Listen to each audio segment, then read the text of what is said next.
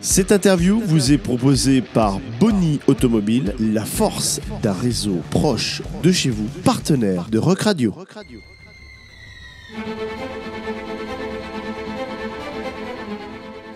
L'invité de la rédaction aujourd'hui est un journaliste sportif que l'on apprécie énormément. Il a longtemps travaillé sur Canal+. Maintenant, il représente la chaîne Beansport. Il est le spécialiste rugby et la voix du tennis. Frédéric Viard, bonjour. Bonjour. Frédéric, avec toi, j'aimerais savoir comment se prépare une affiche comme le quart de finale que nous allons vivre au stade Marcel Michelin, l'ASM face à Northampton.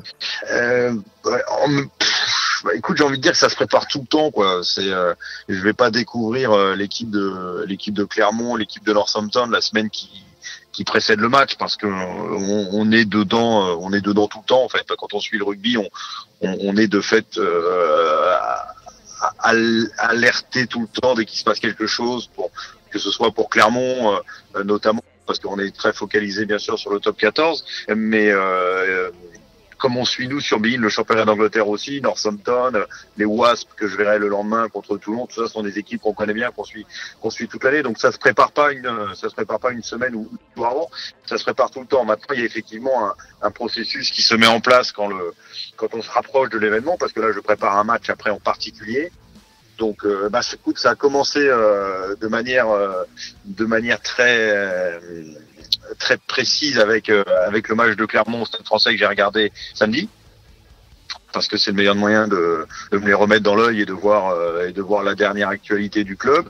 Après la dernière ligne droite entre guillemets, c'est être à la mise en place vendredi, revoir tout le monde, aller discuter un petit peu avec tout le monde, avec les coachs, avec les joueurs.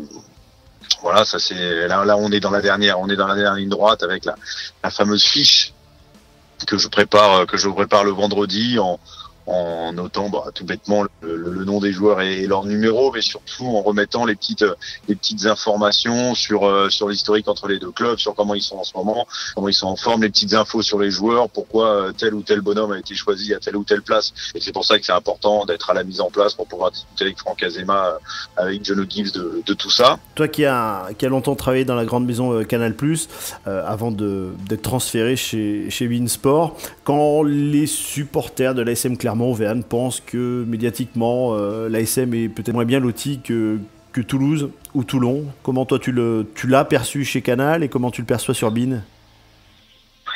Il y a une chose déjà de toute manière sur laquelle les supporters ne peuvent rien dire, que quand on regarde les audiences, c'est d'abord Toulouse qui marche et Toulon. Et puis ensuite, mais déjà c'est quand même assez marqué. Ensuite vient Clermont. Donc en termes de résultats médiamétrie, il y a malheureusement ce match-là est pour le moment gagné par Toulouse et Toulon. Pourquoi? Simplement parce que ces clubs-là ont gagné des titres plus récemment que l'ASM. Ce n'est pas le serpentissement à la queue, mais le jour où l'ASM va reprendre le bouclier de Brennus, le jour où l'ASM va aller décrocher ce titre européen, eh bien l'ASM va devenir plus populaire, on va en parler de plus en plus et on l'exposera de plus en plus. Faut pas se voiler la face. Aujourd'hui, tu es sûr de faire plus d'audience avec Toulon ou Toulouse qu'avec Clermont. Mais Clermont, c'est quand même un garant de qualité, c'est aussi de belles audiences. Je veux dire, t'es pas puni si tu diffuses Clermont, loin de là. Tu t'es préparé à une ambiance de feu pour commenter un match comme celui-ci? Voilà, je me régale. Moi, je me régale de l'ambiance au Michelin parce qu'elle est toujours incroyable. Et pour suivre le SM depuis très très longtemps, il y a eu des périodes moins drôles où le public était quand même là. Je le voyais râler à la fin des matchs. Voilà, les gens viennent nous parler après les matchs dans les allées du stade et ils râlotent un peu, mais dans les tribunes, ils ont toujours été présents. Je me souviens de la saison particulière, notamment où Olivier Saïsset était venu remonter une équipe en cours de saison qui finalement avait terminé 7e. Et il y avait eu des moments terribles, mais les publics avaient toujours été là. Donc moi, je me régale toujours du public au Michelin. En plus, j'ai moi une histoire un peu particulière. Le hasard a fait que quand je suis arrivé à Canal pour faire du rugby, j'ai beaucoup fait Clermont. Et je me suis toujours bien entendu avec beaucoup de joueurs de Clermont, que ce soit un jeune comme Aurélien Rougerie à l'époque, qui a fait sa première intervention de jour du rugby avec moi, ou des vieux qui étaient là déjà. Donc j'ai vraiment un feeling un peu particulier avec cette équipe, mais tu le sais, hein, parce que tu me vois évoluer quand je suis là-bas, donc tu te rends bien compte que les bonhommes, je les aime bien. Donc je me prépare pas pour cette ambiance, je me réjouis à l'avance, parce que c'est fabuleux. Maintenant, il faut que je trouve parfois que le public du Michelin est un peu suspendu quand le match est très serré et a du mal à se décoincer en faveur de l'ASM. Je pense qu'il faudrait qu'il y ait encore plus la folie, la bronca à ce moment-là quand le club se cherche. Un peu comme ça a été le cas cette saison sur plusieurs matchs européens où les premières 20 minutes sont un peu hésitantes, on les voit un petit peu moins aller tout de suite au contest et avoir un petit peu de retenue.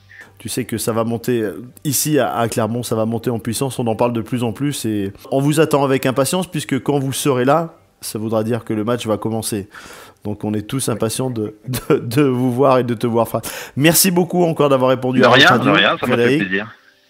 On se donne rendez-vous samedi pour cette grande affiche et on l'espère, cette qualification en quart de finale qui nous amènera au stade Geoffroy Guichard. Et on pourra peut-être se rappeler avant le déplacement à Saint-Etienne, Frédéric. On croise les doigts.